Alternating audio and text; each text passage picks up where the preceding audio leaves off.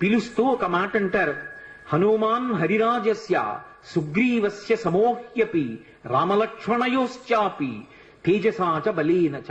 ఇది జాంబవంతుడు చెప్పినటువంటి పరమ సత్యమైనటువంటి మాట.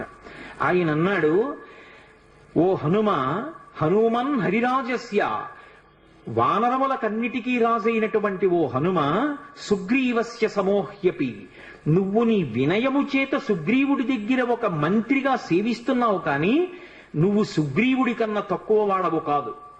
సుగ్రీవుడితో సమానమైనటువంటి బలపరాక్రమములున్నవాడివి.